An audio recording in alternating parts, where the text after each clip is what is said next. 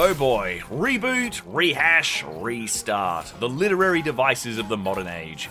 Seriously, storytelling media has existed long enough that nowadays it kind of feels like every property needs to come with a primer that indexes the variety of continuities and pseudo-canon that must be imbibed before you can really get it.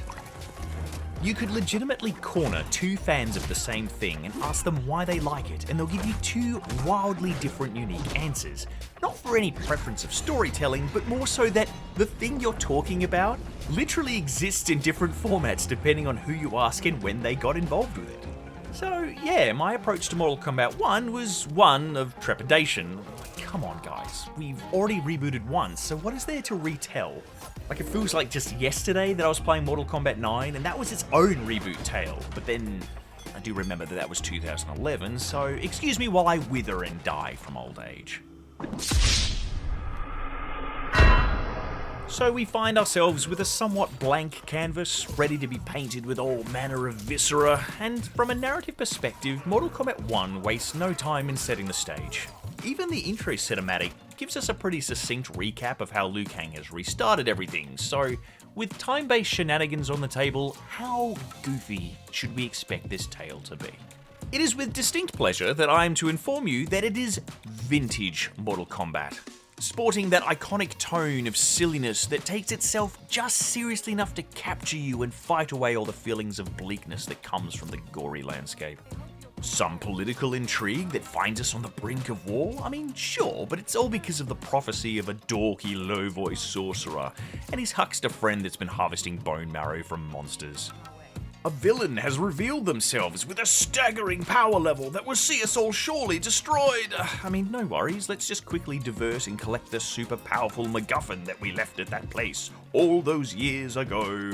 It's not a literary marvel, and I mean, rightly so, it has no need to be. This is a series about ninjas punching blade-armed men that are wearing a Nosferatu mask. It's comic books, it's comfort food, it's art. It's the kind of story that will have you fist pumping when huge moments happen because the vibe just wants you to have a good time, which is easy to do considering that the game seems to be built from the ground up to be accessible and fun for all. With the doors blown right off their hinges by way of reboot, this means the crew at NetherRealm didn't really feel beholden to any expectations, which paved the way for a cast of less familiar faces from across Mortal Kombat's history. Want more? Folks like Havoc, Nitara, and Ashura speak to a whole generation of fans that I've never really crossed paths with, and settling in to spill some blood really is a great introduction. Stepping into the new era meant that I needed to refactor all of my habits. The series has long evolved to encourage freedom of expression and reactive thinking, weaving portioned combos between the flashier special moves. And in Mortal Kombat 1, this feels so comfortable that I never once had to have a quick break to recenter or cool the jets of frustration because I wasn't getting something. And every character offers some unique twist to the core gameplay, which begs for people to explore and discover their niche.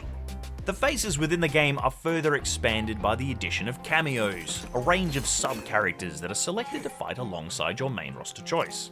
These BFFs will join in to assist with grab attacks, killing blows, hell, they'll even perform a fatality if you ask nicely enough. Honestly, the greatest novelty of the cameo system is the freedom it offers to bring back characters that may have been entertaining but don't really translate well into a modern Mortal Kombat game. I mean, like, look, I love Curtis Stryker and his gimmick of being just a cop, but a modern refresh of that character would probably see him lose some of that simplicity, and therefore his charm. As a cameo, this dickhead can run in with sirens blaring and literally handcuff a ninja before racking off back to the break room. It's excellent. This all coagulates to form a rock-solid gameplay experience that is every bit as deep as it is wide. Like, you may have played Scorpion and Sub-Zero a dozen times before now, but you'll find that in this game, they are different enough to be refreshing but still enjoyable. There has clearly been a lot of careful thought put into what a reboot would do to each one of these iconic characters, ensuring that the facets of that fighter that are known would remain intact, while still branching out and delivering a new hotness to remix them. This means that the core experience of Mortal Kombat 1, being the biffo between characters, is always fun. I finally had a set of systems that was accessible enough to me that even dipping my toe in, I didn't feel like I was on the back foot. And hey, beyond the regular systems, there's also the addition of the pretty cool Invasions mode, which is like a tabletop RPG where you assign stats to particular characters and you traverse through these sort of board game-esque version of locations from the story. It's a smart way to appeal to a solo experience, and it is essentially the new Crypt. You'll unlock all sorts of skins and palettes during your journeys with a neat mode-specific progression that sees that you actually get stronger as you beat up your CPU opponents. It also comes with a bare-bones narrative for the sake of explaining why you're doing this, which richly explores fun facets of Mortal Kombat buffoonery. The cosmetic nifties you get from this mode and other various sources then lead into the character customization of the game, which has been streamlined from Mortal Kombat 11, offering every character an iconic doodad that you can change, such as a ninja's mask or Kung Lao's sharp hat.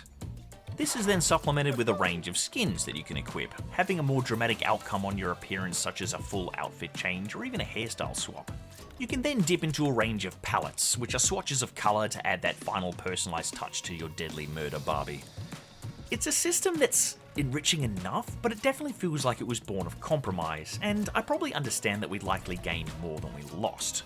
There's just a few niggling disappointments with things like only being able to customize the weapons of series regulars Melina and Katana with no option to tweak their masks, something that was downright radical in Mortal Kombat 11. Visually, it should come as no surprise that the graphical fidelity is absurd. I mean, sure, the game is all about brutality and gore, but that doesn't mean that all the attention has been focused on shattering spines and the like. Characters emote with stunning detail, and they traverse environments that would look right at home in any modern adventure game. It's almost enough to make me wish Mortal Kombat 1 was an arena-based game, if only so I could explore these spaces a little bit more.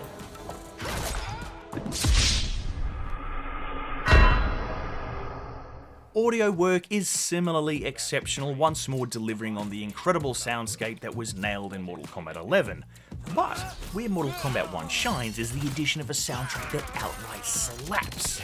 Seriously, weaving a tapestry of traditional oriental flutes and grimy electronic beats, it is a banging track for your brutality, and it will have you nodding your head while you are stomping ahead. The voice work is also phenomenal, with every character leaping off screen with their larger-than-life dialogue. Damn, you didn't tell me you could go full Predator. It's just a bummer that the seemingly mandatory celebrity cameo within the game has managed to be the weak link once again, but that may explain why such a character barely speaks within the campaign. Look, as we approach the end of this beginning, all I have to say is that the new era isn't some rehash or reboot. It is a rebirth. It revels in all of the things that makes Mortal Kombat great, acknowledging everything a fan would expect, but also carefully delivering a fresh perspective to keep things unique and interesting. The stellar roster of both base and cameos provide a foundation for players to immerse themselves in a violet realm of near infinite possibilities. Spilling blood has never been so approachable or fun. Somehow NetherRealm has scooped up all of their favourite toys and redistributed them across a playroom in a way that has just revivified everything you knew about Mortal Kombat, birthing perhaps the most solid and enjoyable fighting game I have ever encountered.